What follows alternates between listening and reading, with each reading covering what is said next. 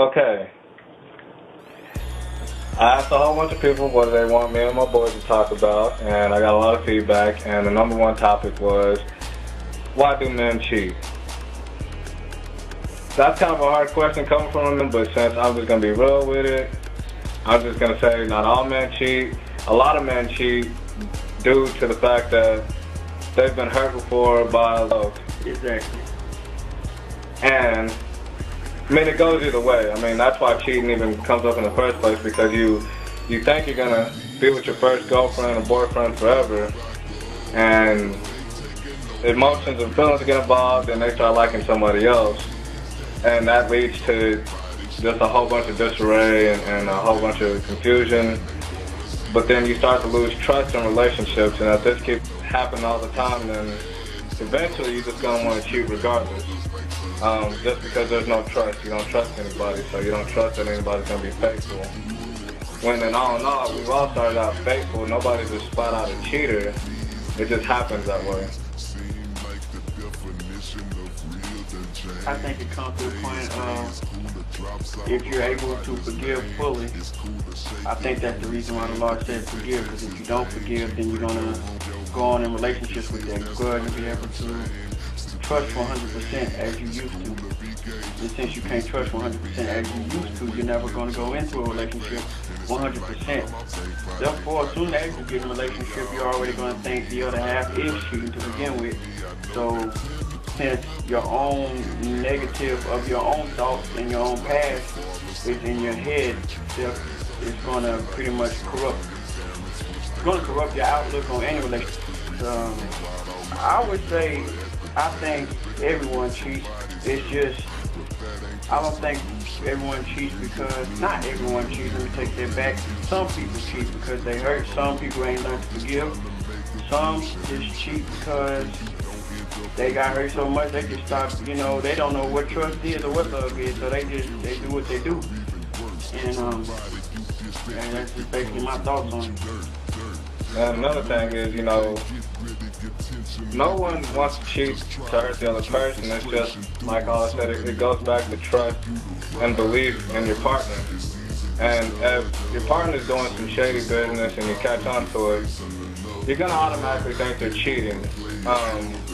It's not that they're probably not cheating, but you thinking that all the time and you bragging it to them is going to make them want to act upon that. So you could be right. I mean, most men, I know, like, if you got a down-ass chick, then there's no reason for a man to cheat. Even though guys with down-ass chicks tend to cheat a lot more than guys that don't have good chicks. I don't know why, but that's just what it is. Maybe it's because we always feel like you guys are going to be there for us. Y'all are going to, we're going to make it through this. But, yeah, I agree with that. I think if you I hate to say this, genders, if you let someone slide and get away with something, they're going to continue to do it. Yes, the problem properly and just letting it slide is going to continue to allow the other person to do what they've been doing. That's why it's always better, if you're in a relationship, it's always better to talk everything out, no matter how outrageous, how weird it may be. Like, it's always better to talk in a relationship with, because communication and trust is the key. And if you don't have those things, then why are you even in a relationship in the first place? Exactly. I think a lot of people, they start off as, fuck friends or whatever, and they jump into a relationship. And that's how a lot of people mess up. And then I think some jump in a relationship for what a person has and not what type. And like I said, this goes both ways. There's a lot of women out there, I'm not saying any names, not calling anybody out, but there's just a lot of... I will, no. always just try to go for the dude with the most money or the guy who looks the best, and really sometimes those aren't even the best guys. Like I always talk about on my Facebook, why go for the pretty boy player, the baller, or instead of going for the guy brains, the guy that's going to make something of himself. Not saying that the other guy isn't, but let's just be real, like 9 times out of 10, like the pretty boy jock in high school is not going to turn out to be a businessman. So this all just goes back to like what you look for in a person and what you like.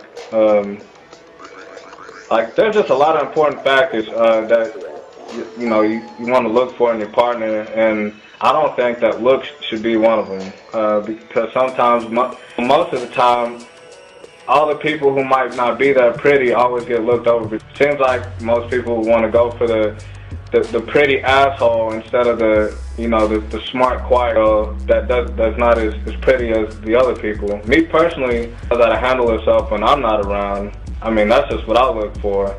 And, forget the looks. I mean, the looks is just a plus. That's like the last thing on my list, to tell you the truth.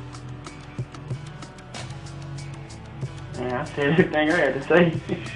Well, hope y'all like this. I don't know if it was that informative, but like I said, this is the first video with me and my boy Drell right here. He's one of my friends. Y'all should check him out. He's pretty good. He's a pretty cool dude.